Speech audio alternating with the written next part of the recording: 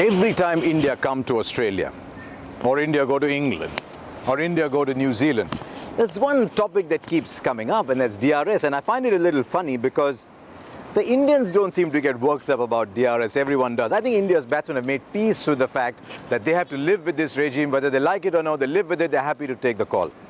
But there are many issues about the DRS that a lot of people don't want to hear. And my stance on the DRS hasn't changed for the last 5 years, and I don't think it will, till such time as you put the DRS ahead of the game. The idea of DRS, why did we get into it in the first place? There were umpires making mistakes that the whole world could see, and the whole world was going, these guys in the white coats, they don't know a thing. So let's use television to try and resolve that.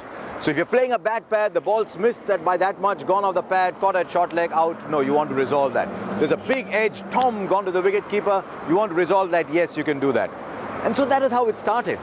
And then we went into hotspot, snicko, ball tracking. We went into all this. And it took away from the original objective of DRS, which was to take out the howler, and kept going more and more into replacing the umpire. That is something you cannot do. So how did we start the DRS? We started the DRS with a pitch map. We started the DRS with close-up cameras. We started the DRS with square cameras. Nothing has changed. Those will still eliminate the howlers. Why should you not have ball tracking? Because if you put high quality, high resolution cameras, many frames per second, you can have a predictive path that is much better and that can give you better results. We've had test matches in recent times. We've had Australia playing against Pakistan, where I remember there were more support staff than spectators. But the quality of the tracking cameras, you get Sri Lanka versus Zimbabwe, the quality of the tracking cameras is not as good.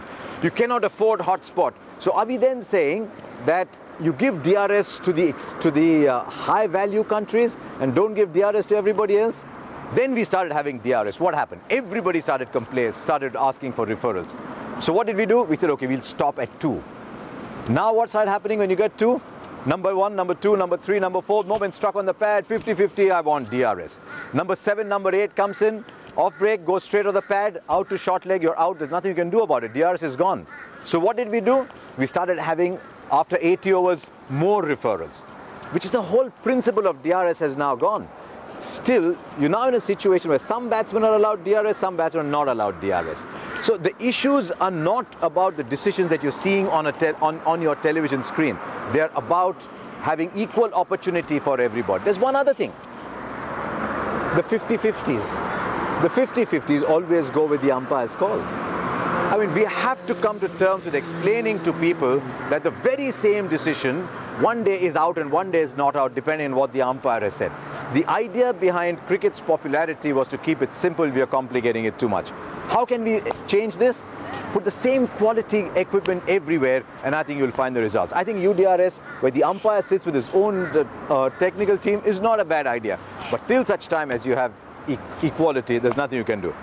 Come to think of it, for 100 years we played the game like that. So I think we just need to put our emotions aside on DRS and understand DRS a little better before we start to lose our heads. It wasn't because of DRS that India lost. It was because Australia were the better team. And I think till we understand that, we'll always have issues.